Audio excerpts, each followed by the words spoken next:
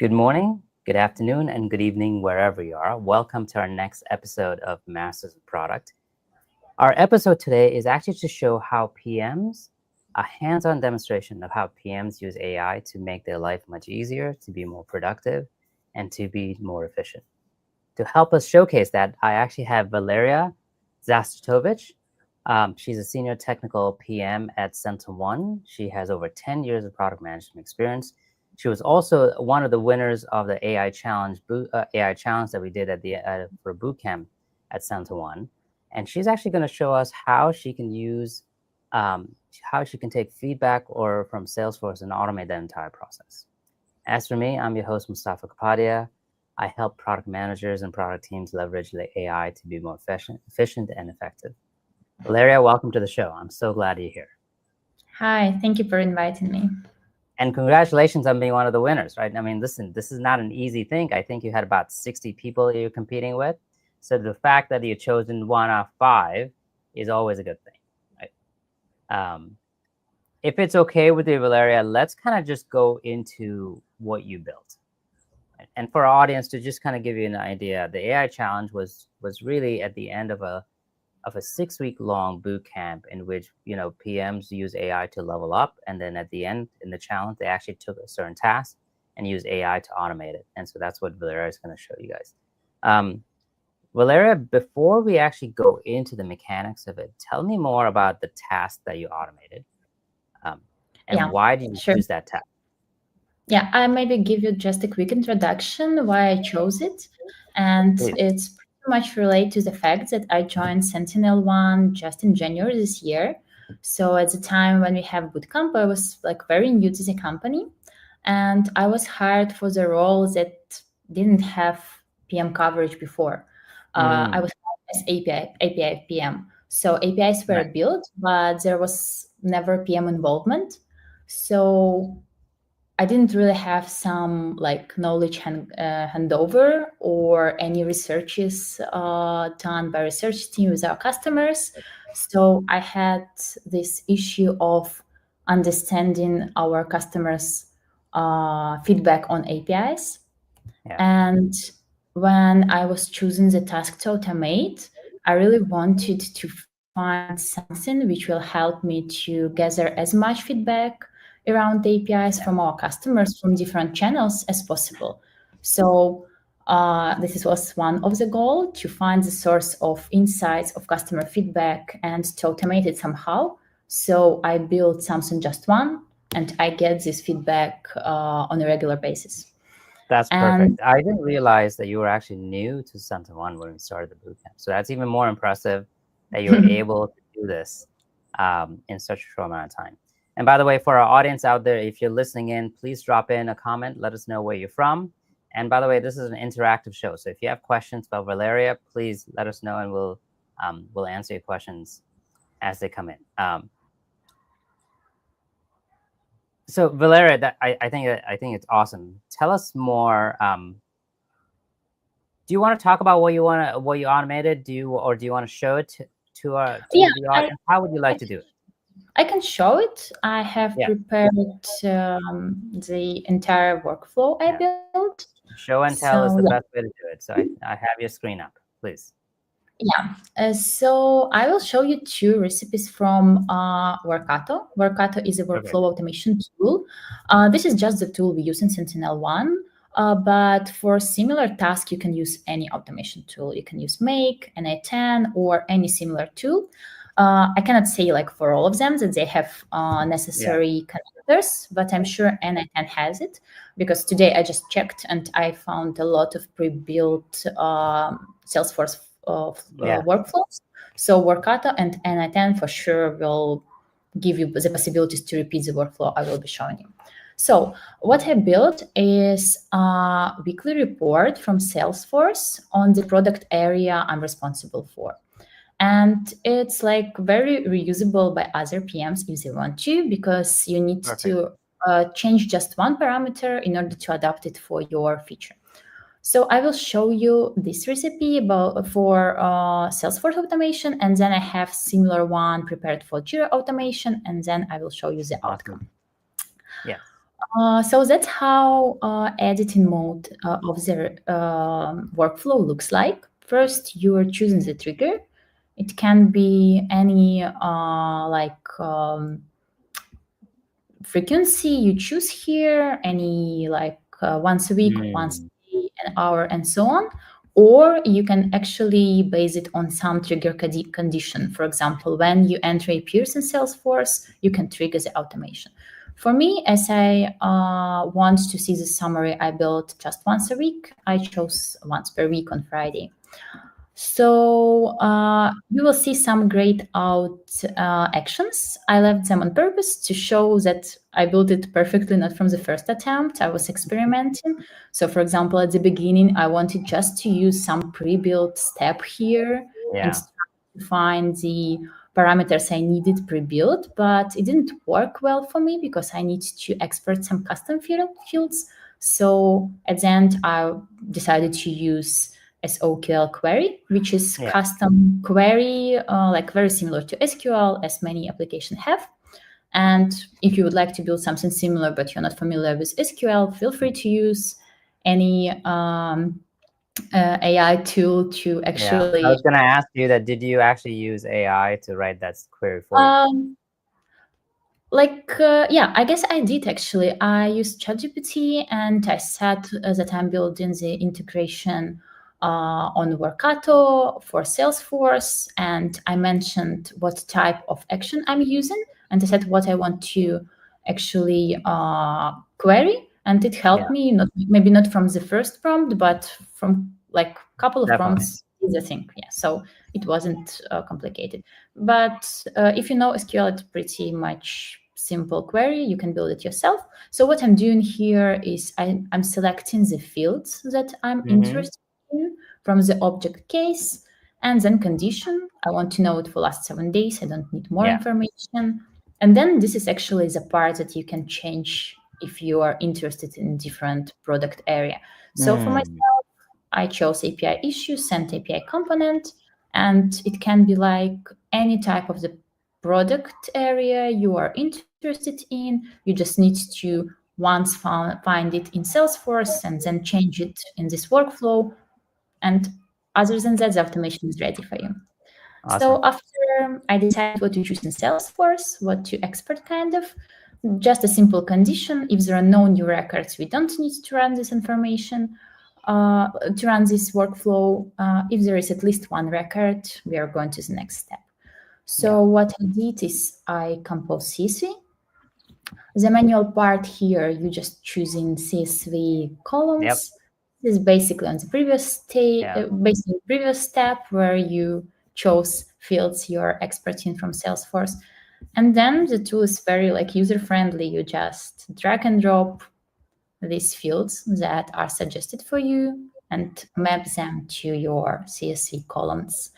Perfect. There's API call on the backend where all the available fields are uh, pulled from Salesforce. So in your case, it might be different set, but it's pretty intuitive how to do it.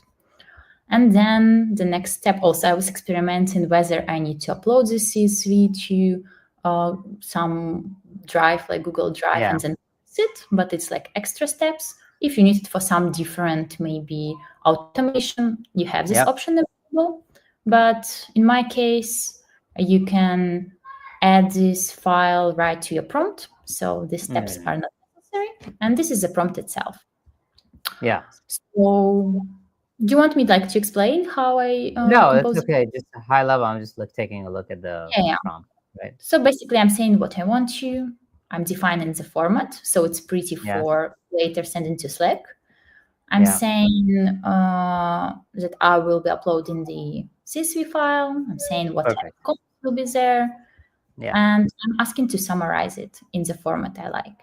And Awesome. then I'm asking To send it to you to. in a Slack message. Perfect.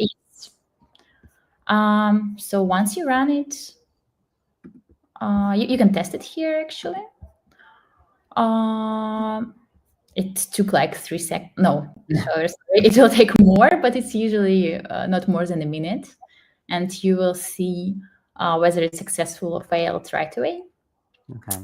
While we're waiting for it to run, let me ask you, now that you're running this on a weekly basis, how have you benefited from it, right? Like what has been the benefit of running this automation? Because you use two different things, using Uh, Workato for the automation piece, and then you're yes. using large language models to do the summarize, right? Yeah. So what are the benefits of you doing it? How much time has it saved? Well, how has it made you a better PM? I'm just curious.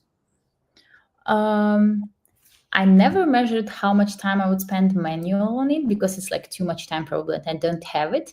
So I believe it's hours because there are quite a lot of cases that are pulled from this automation. So for me to go to Salesforce to search for each individual case, Yeah. then to read through it, it's usually huge and you need just to know main idea. And then to find all these cases and not to forget what you Yeah. started from, it's like a lot of time and you usually just don't do it. So you're just missing a lot of insights you could Yes. gather from it. So Yeah. it's not even about saving time. It's of course about saving time, but it's also about creating additional source of insights, source of customer Yeah. feedback. It's like It's price. something that you never had time to do before, Yeah. right? Yes. And it's Right. automated. I mean, just the idea about you talking about just the steps that you went through is you have to go into Salesforce, you got to log in, you got to look at the right, Yeah. what the new feedback is, then you got to go in, put it into CSV file, then you got to run the LLMs. I mean, that itself I know is a pain, which is probably why most people don't do it, right? Yeah.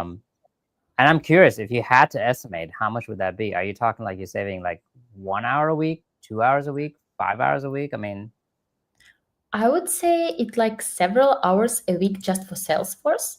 But just for then you Salesforce. can, yes, but then you can implement this automation by just changing Salesforce to different source of information. For example, here I do the same for Jira feature Yeah, requests. So it's like several more hours. And yeah. then you can do the Also, yes, same you're for right. some. It stacks up, right? Yeah, it's scalable. It's very scalable. Yeah, yeah, So yeah. I was thinking about at least two additional sources I could add to it. Mm, Because, for example, Slack channel where sales discussing some customers' questions, and there yes. are a lot of them. And then there is Dovetail tool where we store our customer Yeah, researches, which we do around different product yeah, areas, but customers mention unrelated topics, just unrelated pain points, and it can be pain points about your product area.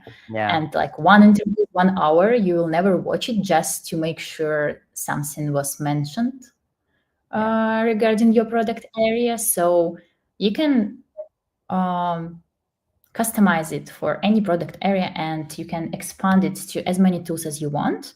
And then you will Perfect. spend just like 10 minutes on Friday reading through it and you will see some patterns. And Yes. if you don't want to see patterns yourself, as the next step, you can ask LLM to find patterns for you, To right? find patterns So for you. Have you done that? yeah, Have you asked the LM yeah, to find yeah. patterns for you beyond that? Yeah. Not yet.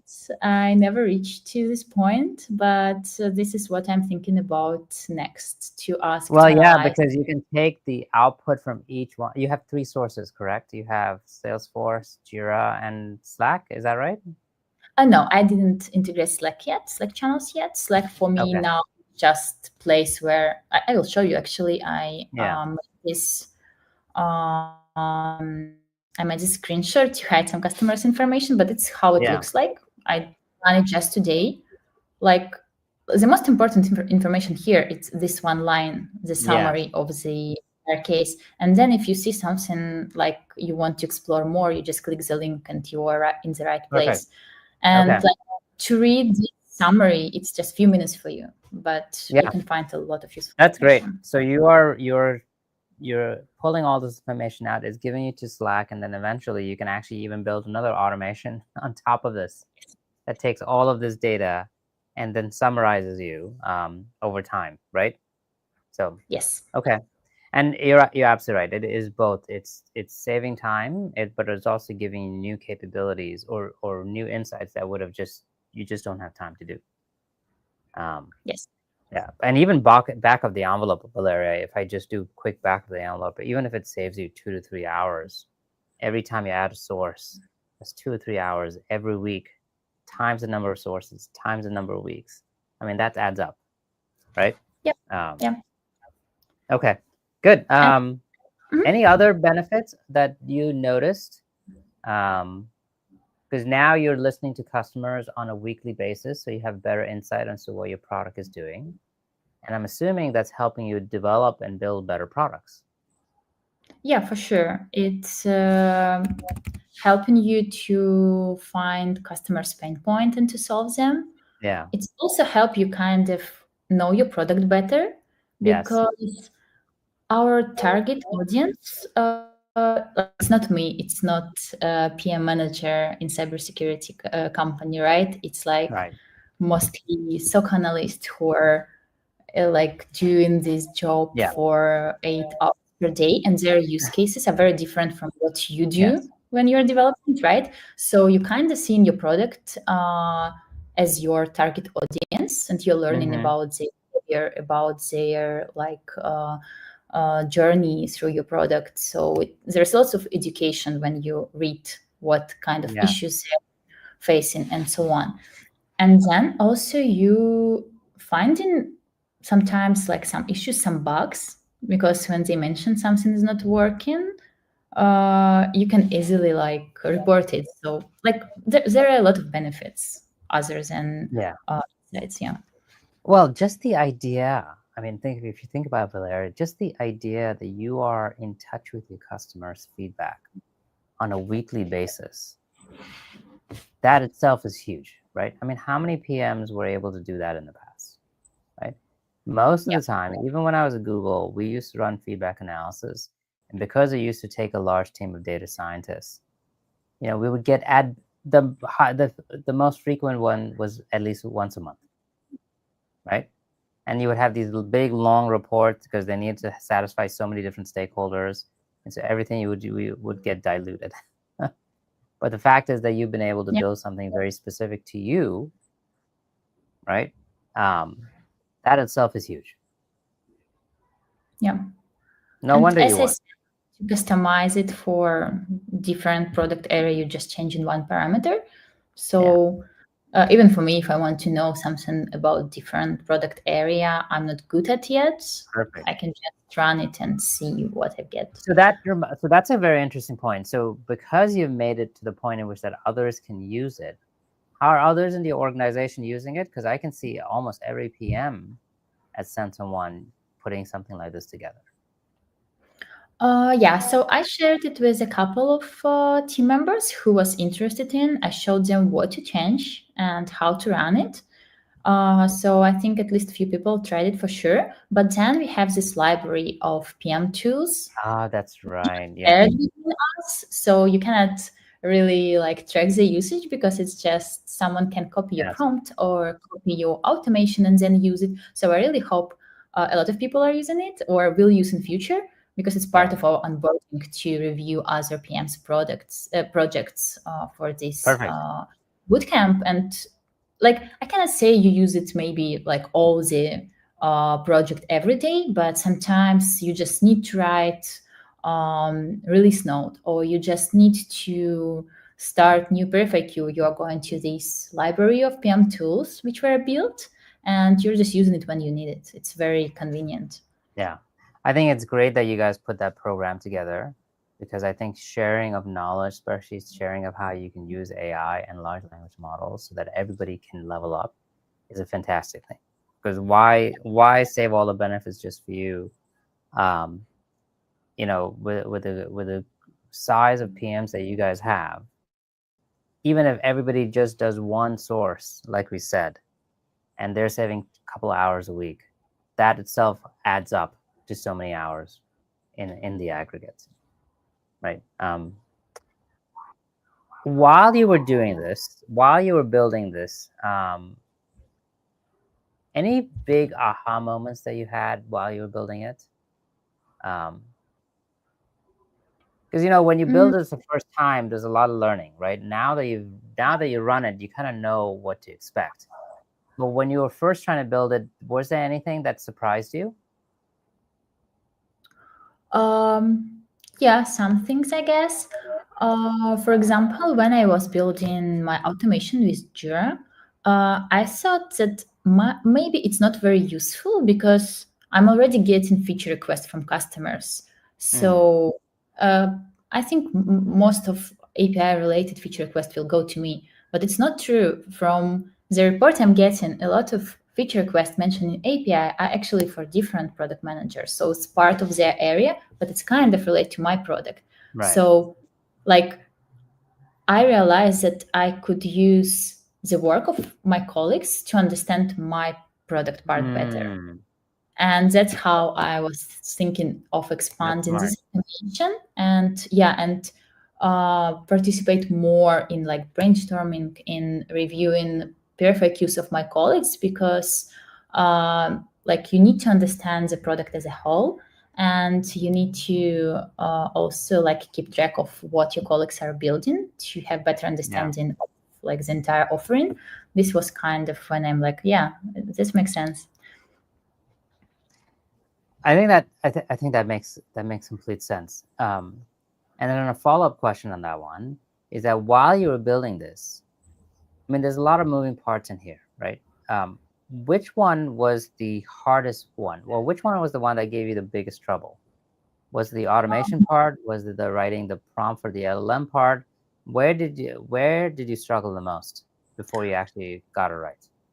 Great question. Actually, it's something I haven't solved 100%, but one of the issue was that I wrote this perfect prompt, in my opinion.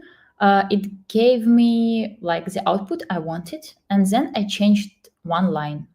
I just wanted to experiment with it, and Yeah. it's broke.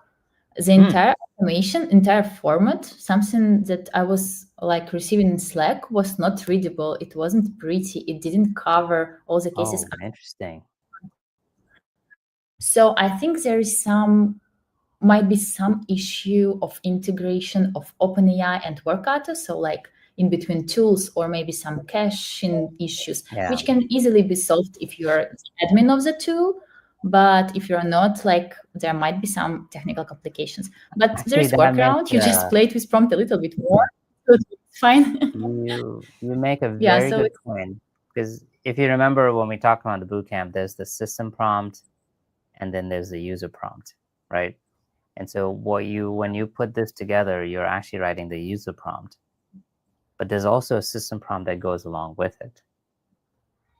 And sometimes, in fact, all the time, we actually don't have access to the system prompt, which is probably yeah. what Workato is doing. Is probably Workato has a system prompt that it goes along with your user prompt, and so that might have changed, or that might have put something that may be one of the reasons why it was working the first time and it didn't work the second time because of that.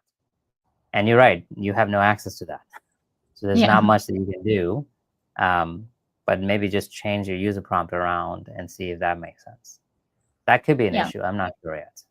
You would have to do some triage around it. Yeah, for sure. But also it's teaches that you can experiment, you can try different approaches Yeah. and find the one which is working for you, which is also Yeah. like, I guess, related to usage of any AI tools. You're just experimenting until you get what you want. Perfect. Good. Any other learnings that you had while you were building this?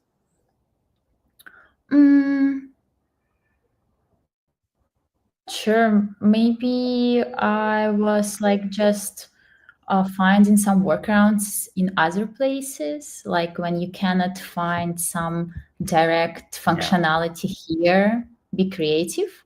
For example, it's not right. I wanted to have a link to exact cases, which is sent, and I couldn't ask just for a link, so I had to compose it with some like parameters here. So you need to be creative in order to achieve the end goal. It's not always pre-built. So like don't use just pre-built functionalities. Try to like explore more, to think about alternative Customize solutions. it. Yeah. Yeah. Maybe this one. Good. Did we go through your entire demo? Because I know I have a few more questions, and I'm happy to go through that. But I wanted to make sure that we gave you the chance to finish everything. Yes.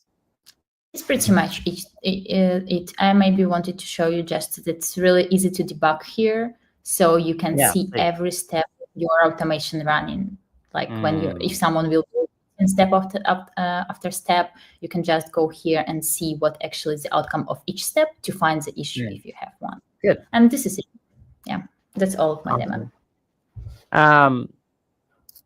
If it's okay, let's step back a bit, right? So I know that you've been using AI for a lot of different things. So I'm just curious, in addition to running this, how else are you using large language models or AI in your daily work? Yeah, so as I said, we have this library of custom GPTs mostly shared. So once you need to do some of your like everyday work or work you're doing on a regular basis, you just go there and see what is built already. Like I know you discussed it probably with Eli and with Ben on previous sessions that we have Eli Digital Twin, which you run your documents through first, and it gives you like really good feedback. So you save a lot of time of Eli when he's reviewing a document or review of product, and you're kind of polishing it before showing to him. So this is useful. Then for writing, it's access to an executive without actually access to him, yeah, so you can polish your stuff, right? So that's a great use case. What else, please? Then when you need to draft the documents, which we are like writing a lot, like perfect use, decision narratives, release notes, some knowledge-based articles, you can use also pre-built GPTs for it. Recently, we were actually experimenting a lot with prototyping. We used Visio, Lovable, and similar tools to try to see whether PMs can use these tools in order to provide lo-fi mocks for their perfect use and involve designers on later stages when it's already approved. So we're trying to understand what will be the best tool for us and the best approach for us to save design time. One insights on the sites I have from using Visio, for example. When you're working with designer, you're trying to write the requirements in like a perfect shape, so they make sense, so they're like understandable, correct, well structured. When you're building it with some like AI, with some model, you're just writing what you think and seeing whether the result is what you wanted, and you can like try a lot of different things and like see the result immediately. I didn't expect that the quality level from this tooling, so I was surprised, and I really liked what I built for like the UX I built using it. I love the use cases, right? Number one is leveraging the digital twin to understand your stakeholders better. I mean, that just allows you with certain superpowers that PMs never had, right? The ability to write great documents, right? I mean, writing is an art, and you have to make sure that the audience understands it, especially when you have a distributed team, like you kind of talked about it. And then prototyping is a brand new skill, right? Did you guys do a lot of prototyping before the bootcamp? I cannot answer it as I joined not that long before That's true. it, but I didn't hear about other people doing prototyping, like other PMs, I mean, designers. So I don't think so. Okay. Yeah, it's always new capabilities, right? We actually have a question from the audience. So if it's okay, I'm actually going to put that up. Sure. Let's do this. I'm actually going to remove our other screen so we can talk. So this is Renat. Thanks for asking the question. And it's for you. It's just wondering how challenging it is to get sign-off from IT to get the credentials for the programming access to all of these services, right? So I don't know how hard it was to get IT to buy in and give you access to Salesforce, to Jira, and so on and so forth. And then what strategies do you recommend to get buy-in from them? And I'm going to expand the question to not just what did you do to get buy-in from IT, but also what you did to get buy-in from your leadership. Mhm.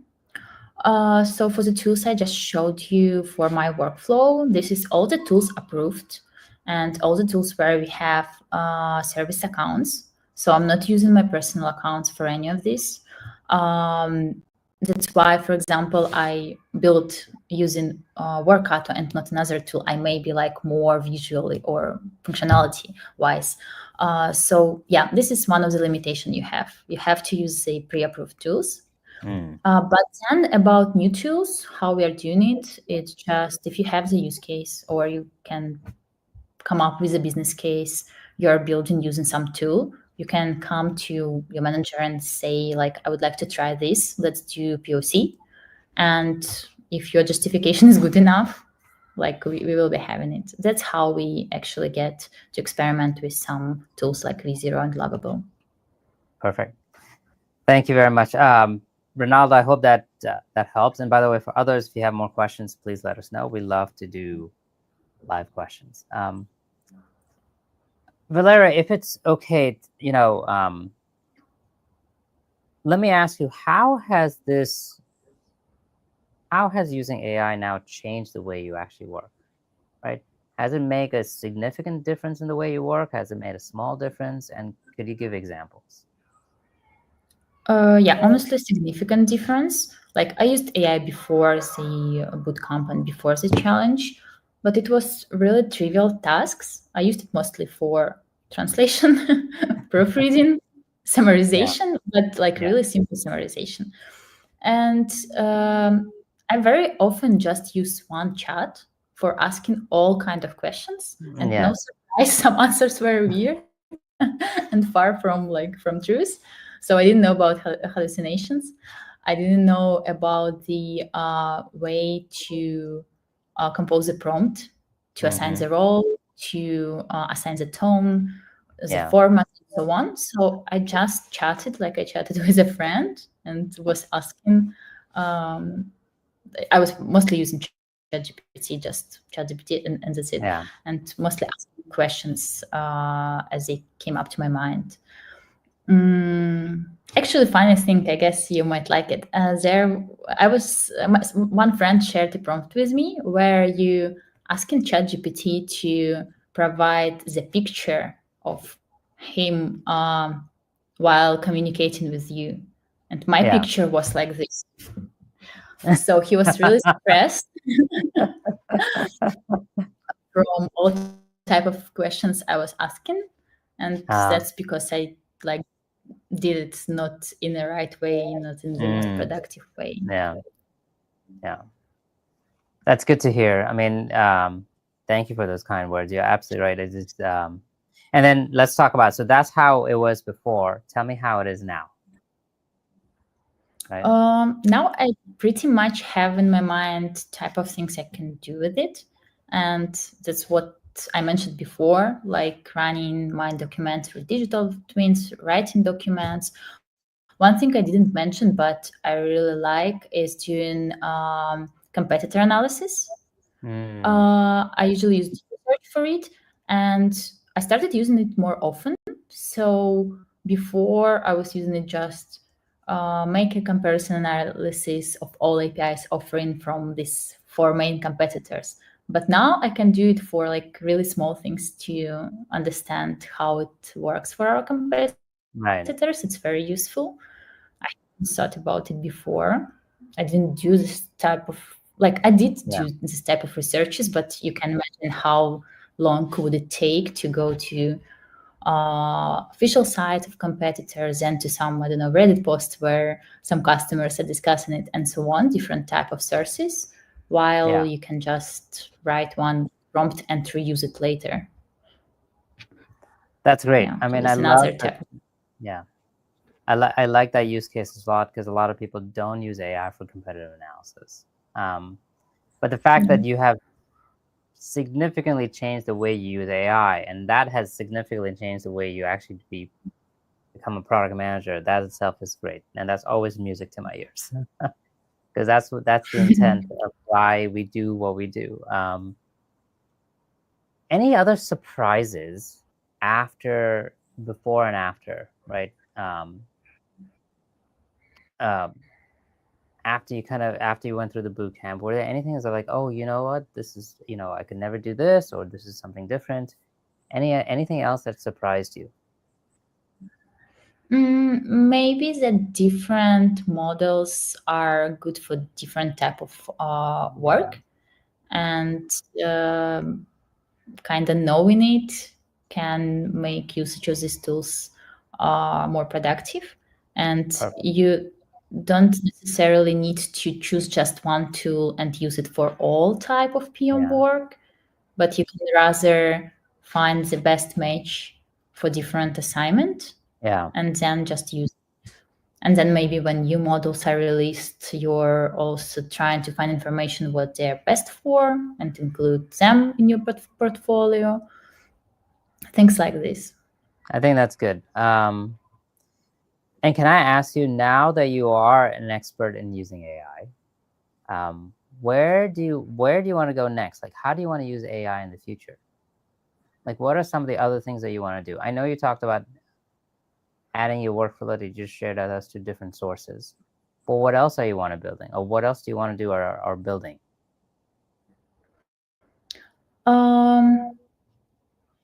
I guess I would like to experiment more with some end-to-end flow using the AI. Let's say from the idea to the describing this idea to prototyping and then actually building some like vibe coding, some actual programming from like natural language to programming language. I never did the entire workflow, and I guess with the amount of tools we have now and like new tools being released, you can easily do it, not being a very technical user. So this is something I really want to try and I didn't do yet. I think that's awesome. And you know what we should do is, when you do build that, you should come back and you can show it again to the rest of the audience. Valeryia, we're almost out of time. I'm sorry, what were you saying? Is that now I have to do it? I promised. Now you have to do it. Yes, absolutely right. That you have a new challenge. But Valeryia, this has been fantastic. We're almost out of time. Anything else you want to share about your journey from where you were to where you are now, about what surprised you the most, or what you've learned, or the one thing that you thought you could never do, you can do now, before we end the show? Like, there were a lot of surprises. What I would like to recommend, it may be to keep track of new things being released around AI and trying them out, because it's not that complicated as it seems, and it really saves a lot of time. And you don't notice how fast you adopt all these new tools. So just keep trying, keep experimenting. This is, I guess, the lesson I learned. Yeah, which is actually the right thing. It's absolutely right. I think it doesn't matter where you are. You just need to keep experimenting and trying, and eventually it just becomes part of the way you work. So, Valeryia, thank you very much for your time. This has been great. I love the automation. I love how much time it has saved, the impact it has done to you and your job, and then, of course, to your team. And more importantly, how you've changed the way you work with AI. I love the story about, first you were just using it as a chatbot, as texting, and then we were able to just do some summarization in emails. And now the fact that all the use cases you talked about are fantastic. That's exactly the transformation that we're hoping for. So thank you very much. And you do have to come back next time when you actually build this new automation or build this new workflow, so you can show off to everybody else how awesome you are. Thank you. Thank you.